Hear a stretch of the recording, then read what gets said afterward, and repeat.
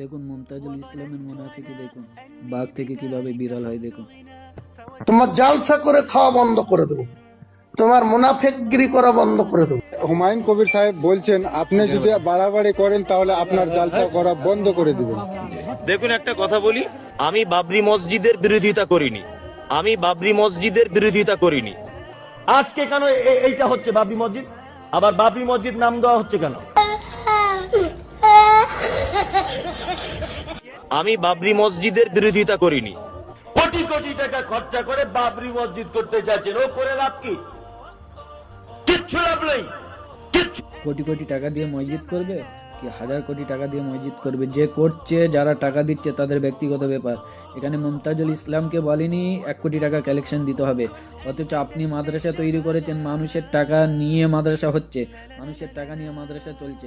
আপনি কেন মাদ্রাসা তৈরি করলেন? কোনো প্রয়োজন ছিল না। দেশে প্রচুর মাদ্রাসা আছে, দেশে প্রচুর শিক্ষা প্রতিষ্ঠান আছে, ওই শিক্ষা প্রতিষ্ঠানকে সম্মুখে রেখে আপনার পেট চলছে।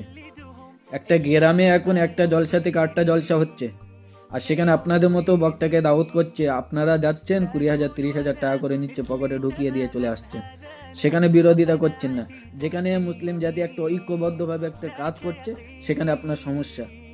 বাঘ থেকে কিভাবে বিড়াল হলেন?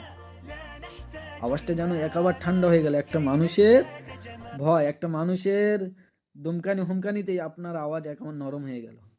ছি, এটাই বলেন যে আমরা একমাত্র বিশ্বাস করি আল্লাহকে ভয় করা ছাড়া আমরা কাউকে ভয় করি না। যে আওয়াজটা তুলেছিলেন, কি দরকার কোটি কোটি টাকা দিয়ে মসজিদ তৈরি করবে? না, আমরা বিরোধিতা করছি না। বিড়ালের মতো আওয়াজ হয়ে গেল। বাঘ থেকে একেবারে 1 নিমিষের মধ্যে 2-3 মিনিটের বক্তব্য শুনে আপনার আওয়াজ বাঘ থেকে বিড়াল হয়ে গেল। কি অসাধারণ!